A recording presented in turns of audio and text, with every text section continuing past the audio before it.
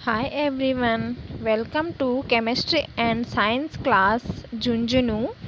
Guys, आज हम बात करने जा रहे हैं पोषक पदार्थ की। जनरल साइंस का टॉपिक है और साथ ही साथ हम इसमें very important question and answer भी देखेंगे, आंसर शीट भी सॉल्व करेंगे। तो अब हम शुरू करते हैं पोषक पदार्थ। फ्रेंड्स, पोषक पदार्थ में कार्बोहाइड्रेट, वसा, प्रोटीन और विटामिन ये चारों आते हैं। विटामिन्स की बात अपन ने अलग से एक टॉपिक पढ़ रखा है, सॉल्व कर रखा है। सबसे पहले हम बात करते हैं पोषक पदार्थ यानी न्यूट्रिएंट्स होता क्या है।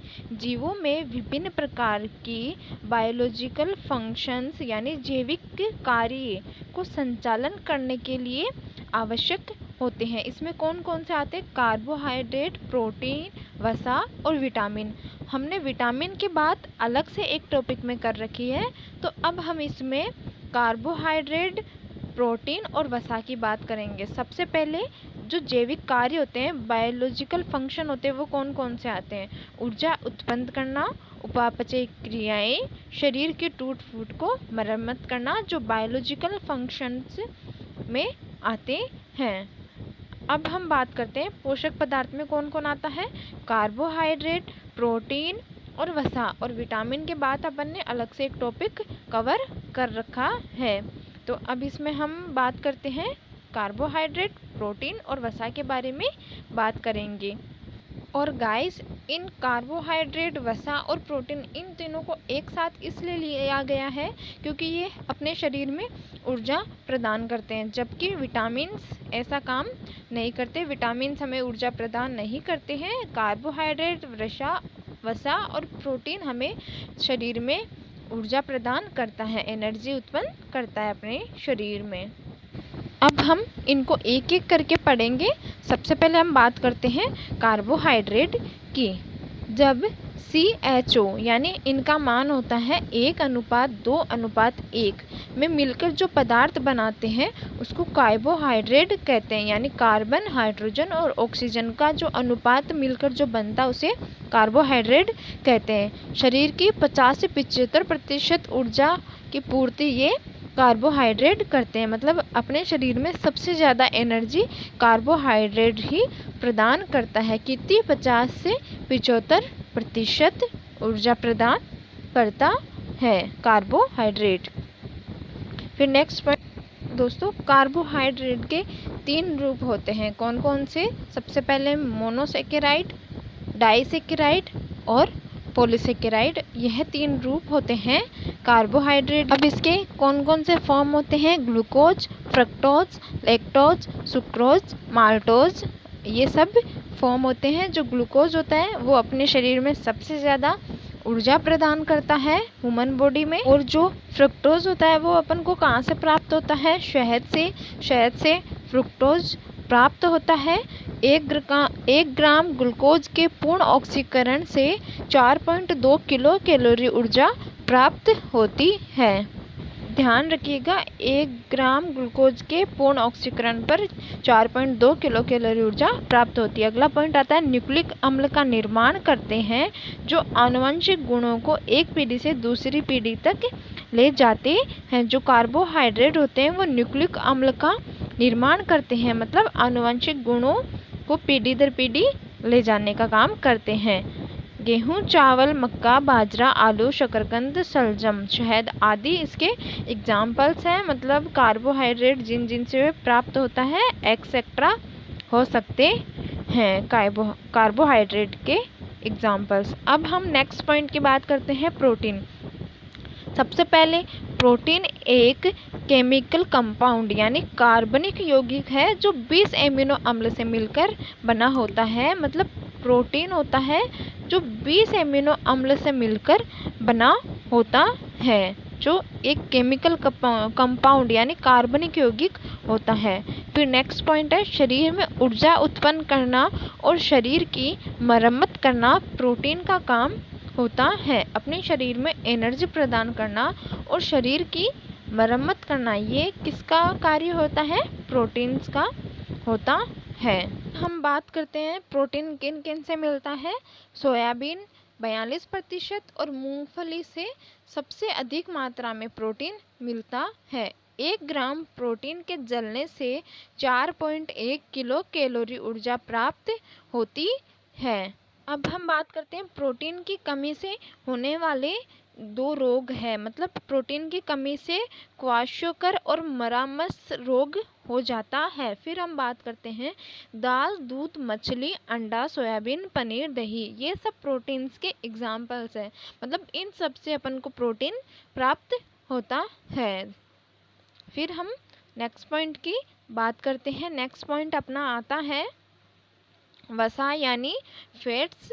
वसा होती है जिसमें CHO विभिन्न मात्रा में मिलते हैं, मतलब कार्बन, हाइड्रोजन और ऑक्सीजन की मात्रा विभिन्न होती है। यह विभिन्न मात्रा में मिलते हैं। जैसे कार्बोहाइड्रेट में इनका अनुपात था 1:2:1, तो इसमें विभिन्न होता है। फिर नेक्स्ट पॉइंट आता है वसा 20 डिग्री सेल्सियस पे ठोस अवस्था में होते हैं, परंतु यदि वे इस ताप पर द्रव है तो वो तेल कहलाते हैं। फिर नेक्स्ट पॉइंट आता है सामान्य व्यक्ति को 20 से 30% ऊर्जा वसा से प्राप्त होना चाहिए। मतलब सामान्य व्यक्ति को 20 से 30% ऊर्जा वसा से मिलनी चाहिए।